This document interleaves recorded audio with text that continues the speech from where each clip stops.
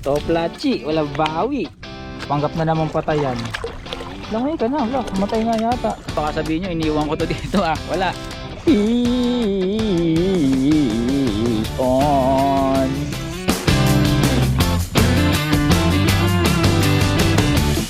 Hawak mo ang beat, hawak mo ang gabi. Sa bawat galaw mo ako'y nabibig.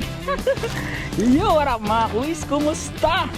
So, matagal-tagal na rin ang huli nating pagkikita, no? Balita dyan. So, dito tayo ngayon, dito pa rin sa Netherlands, no? Susubukan nating i-test o subukan kung okay na ba ang kagatan ngayong early summer. Nagsisimula lang uminit ang tubig. At sa kasabay ng pag-init ng tubig ay ang paggising ng mga natulog, ng mga nag-hibernate na mga isda, ano. So yun pa rin, gagamitin natin ang ating casting combo. Mga kuys, year 6, season 6 na nito. Buhay pa rin sa atin, ano, kasama pa rin natin nagsimula tayong mamiwas. Ito ang pinakauna nating setup, no.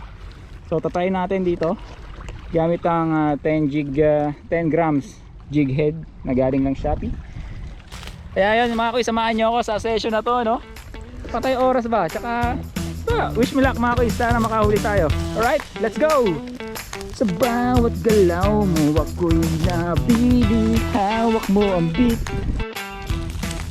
Mga kuys, hindi pa man tayo nagsisimulang bumiwas, ano, pero mukhang may mahuhuli na tayo. Kita nyo yan? Ayan o, napansin ko lang. O baka sabihin nyo na nilagay ko lang yan uy, sira na rin pala, pero mare-repair natin to. Ayan o, spinner spinner mga kuys. Ay hindi, nakalimutan to, hindi siya sira. 2 piraso siya ng spinner, diba? Bagong bago mga kuys. Kayo baka sabihin nyo, iniwan ko to dito wala. Talaga, Kilala kong kaliskis mo, oy. promise mga kuys, nakita ko lang habang naglalakad kasi umikinang-kinang siya. So hindi siya sira. 2 bagong spinner bait mga kuys. Ayan, ito 1, ulog pa yata sa bato. 1, tapos ito yung maliit isa, 2. Hindi pa nagagamit mga kuys. Malamang sa alamang may bumiwas dito kamakailan, baka nga kaninang maaga lang tapos nung nagpalit siya ng lure, nakalimutan niya kukunin. ala, finders keepers, di ba? Toplachi, wala bawi. Ayan, wala na. Thank you po. So yan ang kinagandahan mga kuy, kahit saan kayo pumuntang spot, lalakad naman din kayo silip-silipin nyo na rin yung dadaanan nyo, diba? Habang naglalakad kayong ganyan, tignan nyo, baka may mapulot kayo dyan, kung di man mga pamain, baka makapulot kayo ng kayamanan dyan o mga pera, diba? So magandang sign ba yun? Oo naman, syempre hindi pa nagsisimula pero may nakuha na tayo, may napala na tayo, diba? So ayun na, the moment of truth mga kuys. First cast. Alright, smooth, okay. Diba, pasayarin nyo lang, mararamdaman nyo naman yan tapos retrieve dahan-dahan at hayaan nyo nang yung swerte ang maglaro para sa inyo.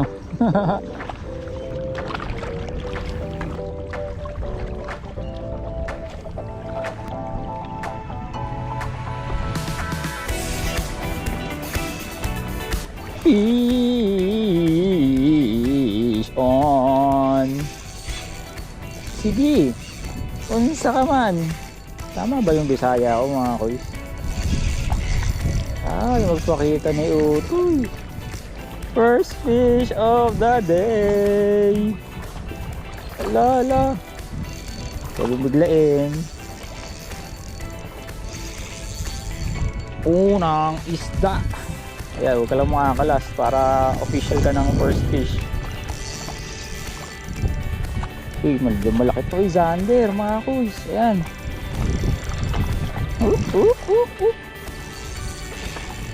Teka. Ayaw pa umahon. Hindi yun nakaka-ano eh. Naka-unhook eh. Yung bigla niyang... Ayaw umahon. Malaki to. Walang makakalas. Teka. Ayan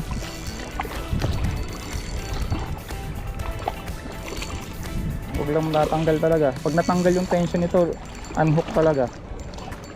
Pagurin pa natin konti. Saan yung lip grip mo? Ayun. Higpit konti sa drag. Landed.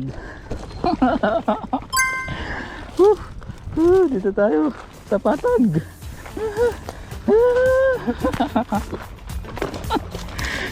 Alright, ang laki mga kuys. Dangkalan na lang ha. So 20 40 sakto 60 cm mga kuys sa ating casking combo. Ang laki, my goodness. Ayun mga kuys, kita nyo ba? First Zander ng hindi siya first Zander ng 2026. First Zander siya ng Black Hawk. Yan. KK casking ba naman. Nahuli natin sa ayan, nakakabit pa mga kuys. Sa 10 grams na jig head. Shopee lang yan mga kuys, hindi yan mamahalin. Siguro nasa 2 kilo ang tansya kong bigat. Tignan mo naman. Alright, so iniisip ko pa ngayon kung ikikip ko ba siya o i-release.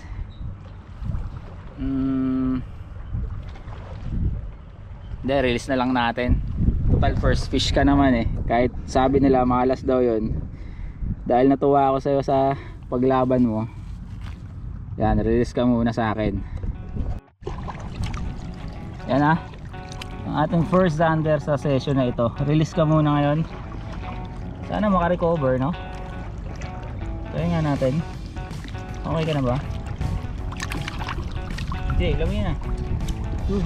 Sa malalim. Good. Bye.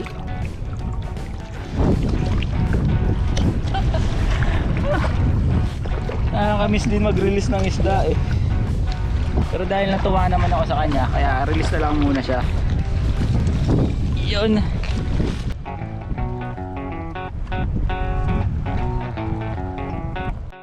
Mga kuys, yan pala yung likod ng mothership natin, ano? Ayan, yung pula. So medyo madumi siya ngayon kasi hindi ko na nalinis nung nakaraan.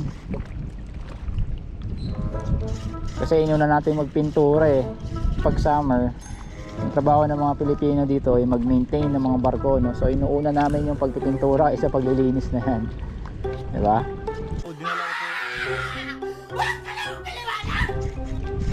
Nagpaliwanag pa talaga eh. Uy, fish on ba? Hindi, snag mga kuys. Sabi donated by wala, donate talaga. Fish on na naman mga kuys.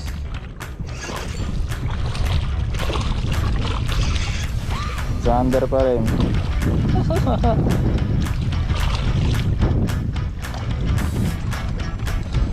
Sabi na, strike yun eh.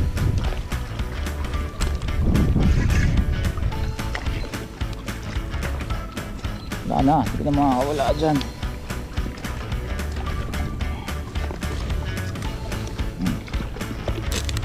Ang ganda ng kulay.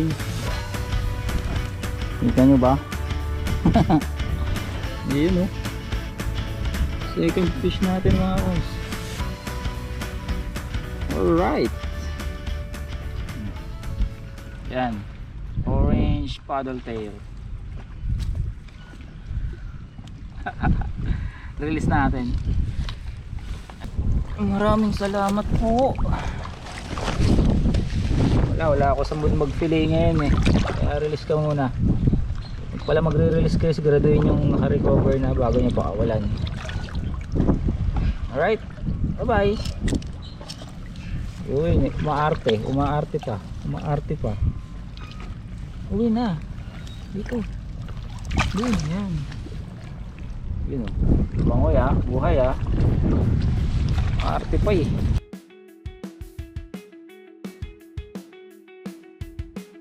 Donated by wala, donate talaga. Donate. Bye. Snag na naman mga kuys. Ano ba yan? Puro sabit na lang nangyari sa atin ngayon. Tok. Hindi na napuputok na lang na ganun kasulana. Mariusip. Ano?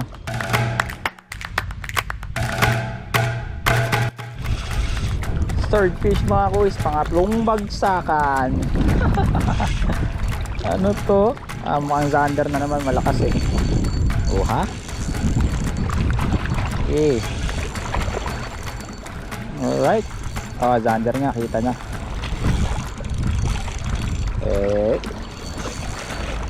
Third fish of the day. Diba? Tatlo. I love you.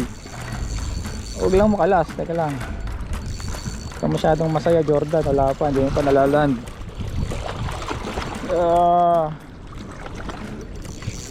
Malalakas sila, no? Ganda ba hook set? Pwede na ang hook set. Alright, kita nyo na? Zander baby. Good, third fish.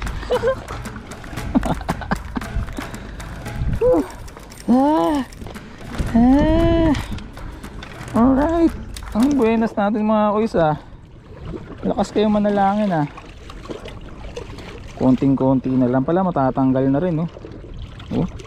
Wala na. Sa gilagid lang. Alright. Ang mga zander pala mga kuys ay mga site predator. Ibig sabihin nag-hunt sila gamit ng kanilang mga malalaki at malilinaw na mata, no? Alright. So third fish of the day. Ang ganda ng kulay. Tara, release natin ulit. Yung kung inipon natin yung mga nahuli natin, pangpakain na ng pamilya. Lain, naglilibong lang naman tayo eh. Pero ang presyo nito dito sa Holland mga kuys, 20 euro to per kilo, no, sa fillet. So pakulan na natin. Salamat kaibigan. Adios. Papanggap na naman patayan. Langoy ka na, wala, sumatay nga yata. Langoy yan eh. So, diba? Papanggap na patay eh. Pangatlo. So time check, it's 6:30. So try pa natin mga 30 minutes. Sakto na natin 7. Tingnan natin kung masundan pa yung I love yung isda natin. Ano, pangatlo na yon. May pang-apat pa ba? Medyo lumalakas na yung hangin eh. Sumabit na naman mga kuys. Tignan natin kung may swerte pa ba tayo, kung mabubunot pa. Wala na. Na-donate talaga mga kuys. So yun na siguro ang kukunin nating sign para tapusin itong ating nagbutol talaga eh. Para tapusin itong ating session na to, no?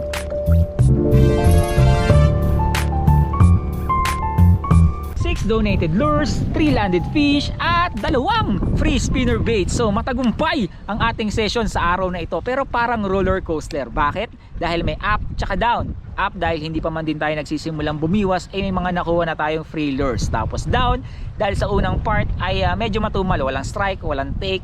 Tapos up uli dahil dumating na yung ating first fish, yun nga 60 cm na zander, good size yun. Tapos down uli dahil doon na tayo nagsimulang mas nagaan, nakapag-donate ng mga lures. Tapos up uli dahil dumating yung ating second at third fish. Tapos down dahil ayan, lumakas na yung hangin at yun nga, nakapag-donate tayo ng last doon. So parang sa buhay pala natin mga kuys, ano, merong up tsaka down. Kaya kung ikaw ay nasa up, enjoyin mo lang, nasapin mo bawat segundo niyan. At kung nasa down ka naman, ganoon din, itawid mo lang, pulutin mo na lang lahat ng mga lesson na makukuha mo dyan. Tandaan nyo, matututo ka kapag sinusubo ka. Alright? Kaya mga kuys, maraming salamat sa pagtambay dito sa ating tambayan, sa pagsama sa akin sa session na ito. Lagi niyong tatandaan, huwag niyong kakalimutan. Stay positive, work hard, make it happen. Tara, samahan niyo ako.